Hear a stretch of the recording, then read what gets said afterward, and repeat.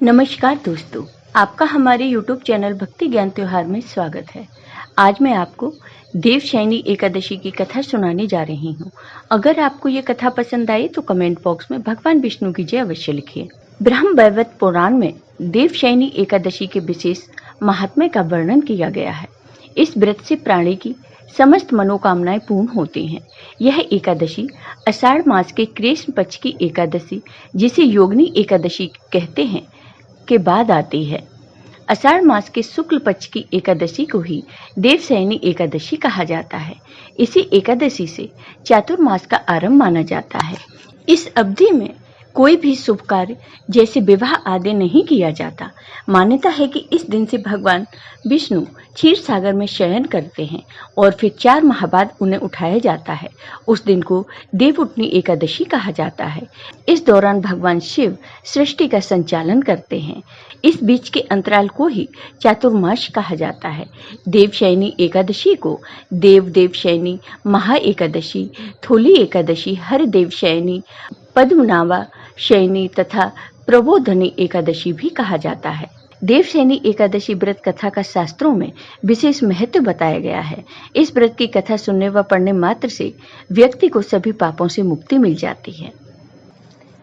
एक बार धर्मराज युधिष्ठिर ने भगवान श्री कृष्ण से कहा, हे केशव, आषाढ़ शुक्ल एकादशी का क्या नाम है? इस व्रत के करने की विधि क्या है और किस देवता का पूजन किया जाता है? श्री कृष्ण कहने लगे, हे युधिष्ठिर, जिस कथा को ब्रह्मा जी ने नारद जी से कहा था वही मैं तुमसे कहता हूँ। एक समय नारद जी ने ब्रह्मा जी से यही प्रश्न किया था। तब ब्रह्मा जी ने उत्तर दिया कि हे नारद मुनि, तुमने कलयुगी जीवों के उद्धार के लिए बहुत उत्तम प्रश्न किया है, क्योंकि देवशयनी एकादशी का व्रत सब व्रतों में उत्तम है। इस व्रत से समस्त पाप नष्ट हो जाते हैं और जो मनुष्य इस व्रत को नहीं करते वे नरकगामी होते हैं। इस व्रत के करने से भगवान विष्णु प्रसन्न होते हैं।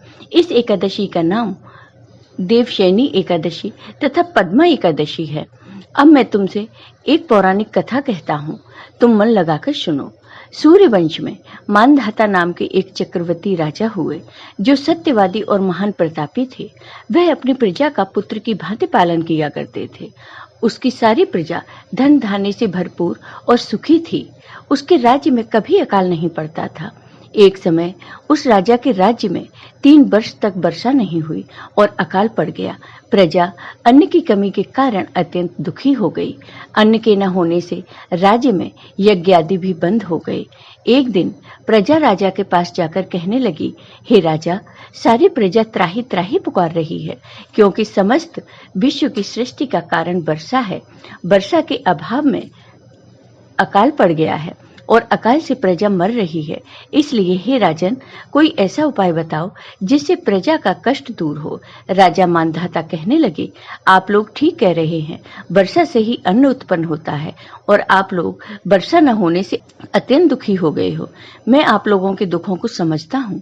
ऐसा कहकर राजा कुछ सेना साथ लेकर वन की तरफ चल दिए।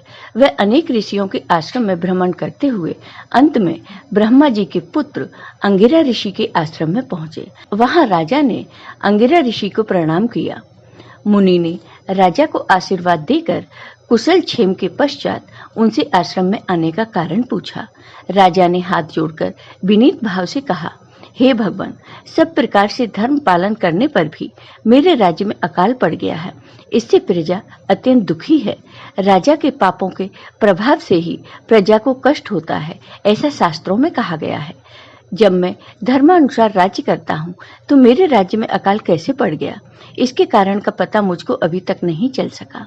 अब मैं आपके पास इसी संदेह को निवृत्त कराने के लिए आया हूँ। कृपया करके मेरे इस संदेह को दूर कीजिए। साथ ही प्रजा के कष्ट को दूर करने का कोई उपाय बताइए। इतनी बात सुनकर ऋषि कहने लगे, हे राजन, यह सतयुग सब युगों में उत्तम है। इसमें धर्म को चारों चरण सम्मिलित हैं, अर्थात इस युग में धर्म की सबसे अधिक उन्नति है। लोग ब्रह्मा की उपासना करते हैं और केवल ब्राह्मणों को ही वेद पढ़ने का अधिकार है। ब्राह्मण ही तपस्या करने का अधिकार रख सकते हैं, परंतु आपके राज्य में एक शूद्र तपस्या कर रहा है। इसी दोष के कारण आपके राज्य में वर्षा नहीं हो रही है। इसलिए यदि आप प्रजा का भला चाहते हो तो उस शूद्र का वध कर दो।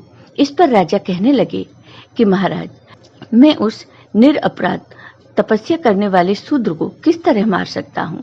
आप इस दोष से छूटने का कोई दूसरा उपाय बताइए। तब ऋषि कहने लगे, हे राजन, यदि तुम अन्य उपाय जानना चाहते हो तो सुनो।